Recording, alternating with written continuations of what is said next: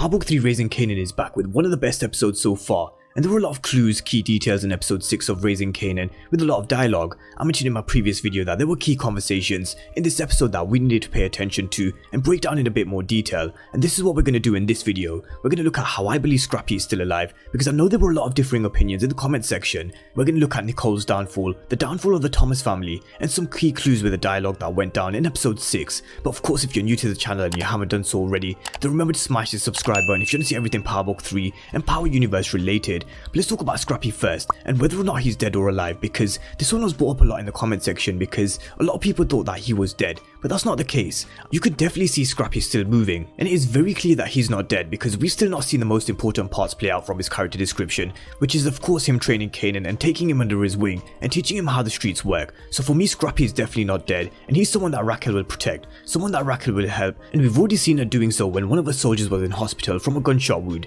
She took care of his medical bills, but it does actually look like Scrappy has had one of his eye sockets pulled out, and this is definitely an indirect message of Unique telling Raquel that she needs to sleep with one eye open. And I did say that Unique is someone who's unforgiving, and if he was able to torture his childhood best friend and kill him, just imagine what he would do to Scrappy when he finds out that he was infiltrating Unique's organization. But you can bet that he's going to be back for revenge at some point, and I think this is going to be a real catalyst for the change in Kanan as well, because he's going to realize that Scrappy is actually who Duke and Raquel says he was, a loyal soldier, and that he wasn't the one who gave up the stash house. And in this moment he probably did realize, shit, I think I made a mistake. I think it was Davina and Duke was right all along. So I do think this is something that will start to play out over the next episode or two. And Davina isn't the only person that Kanan might have some issues with. The other person could very well be his best friend Famous, after the lyrics in his rap about D-Wiz. Notice how Famous dissed Buck 20 when he said fuck 4 quarters and 2 dimes in his song. I think this is going to bring some drama. And again, this was some keywords if you did miss this, which was about Buck 20. And in essence, he was rapping about Kanan's life. We heard the older Kanan in his narration tell us that this is how rappers do, talking shit that they ain't never done, shit that they don't know. Writing rhymes ain't the same as doing the crimes.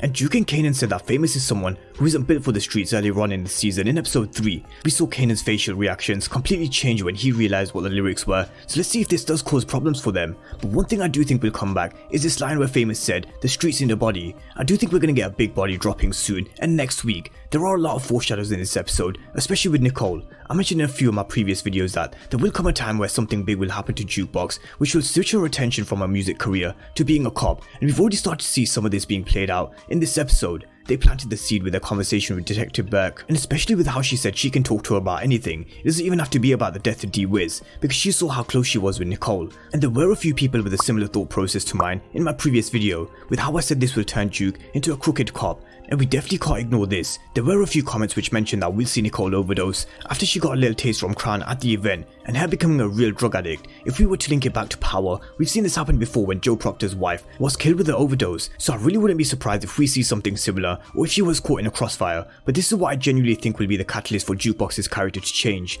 I spoke about how Kanan will realize that Scrappy was actually loyal to Raquel, and this will change him. But something happening to Nicole is what will push Jukebox to confiding in Detective Burke, and even more so because she won't be able to confide in Marvin. So I do think we are approaching 2 pivotal moments that could be coming soon for Jukebox and Kanan. Both of them could be losing 2 loved ones. I can see Kanan losing Davina, and I can see Jukebox losing Nicole to either drugs or completely with her overdosing, or dying being caught in the crossfire somewhere in Queens, or if she's in the wrong place at the wrong time. But let's talk about the Thomas family self-destructing. With everything that played out in episode 6, you can really see why Kanan eventually took over the family business. Tommy said after the episode, I can see why Kanan began to run his own organization, because his family's crew is slowly self-destructing, and self-destructing are the right words to use in this situation, because that's what they're effectively doing, all 3 of the siblings. Raquel didn't make the smartest of moves by placing Scrappy in the middle of Unique's organization, and that backfired with him being caught, losing an eye, and almost losing his life. And on top of all of this, she's lost her Connect Dean after he told her that he can't trust her anymore, telling her that her deceit is beyond the pale because of the move that she made with Smurf. And again, the dialogue that hinted that Smurf has been killed. So that's another key detail which was in the conversation between Raquel and Dean.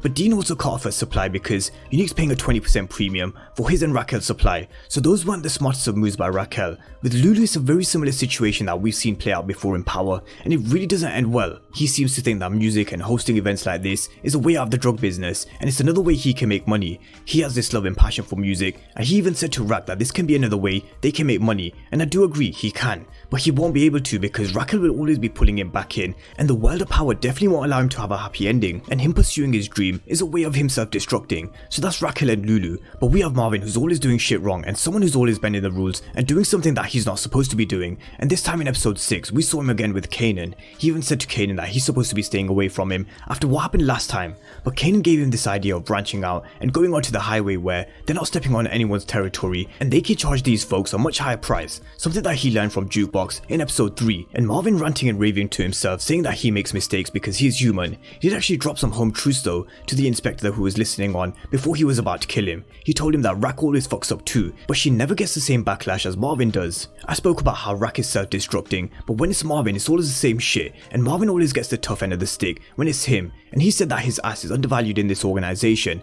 and this is when we're really gonna see him do something that will either save their business or completely ruin them. We saw him telling his crew that they were gonna go on the highway, and he said that he's gonna prove to the family his worth, and I do think he can prove his worth to the family because Raquel has made some bad choices. The choices that she's made has come back around, and Lou-Lou seems to care more about music and his events more than the business and the game. He even went to see Unique to try and stop any beef at the event, which tells us that he'll put music first, but Marvin will always put the family business first, so I really don't think we should be writing Marvin off, and Raquel certainly shouldn't be writing him off either. But let's talk about how Unique played the game of chess. The way Unique played this was actually perfect. He taxed Rack from the stash house and then used that money to take her out the game, and it didn't take him long to find out Scrappy was a mole either. And this is a character I did say we can't write off, and he was soon going to show us whether he can play the game of chess, and he's definitely shown as he can. He used Raquel's own stash to cut Raquel's supply with Dean, which left her without a supplier, and when she does eventually run out of product that she has left, her corners are going to be empty, and that's when Unique boys will swoop in and take her territory without even lifting a finger. So Unique did make a real smart play, but one thing Unique failed to do was finish the job on Scrappy. Maybe his intentions were to send a message to Raquel, a kind of a message to tell her to keep one eye open, but I definitely feel he should have finished the job on Scrappy because he will come back for revenge. When Scrappy has healed and he's back on his feet, you can bet that he's going to come back for revenge. I liken the situation to what we saw with Kanan in season 3 of Power. When we saw him return, it took him a while to get back to himself because he had a lot of healing to do, but when he did come back, he almost played the perfect game of chess to take Ghost down. And with Scrappy being alive, this is what we can see from him. And well, if Unique and his crew think he's dead, then even better for Raquel and Scrappy because they would not have the element of surprise again. And this is something that Kanan had in Power, the element of surprise when he disguised himself as Slim.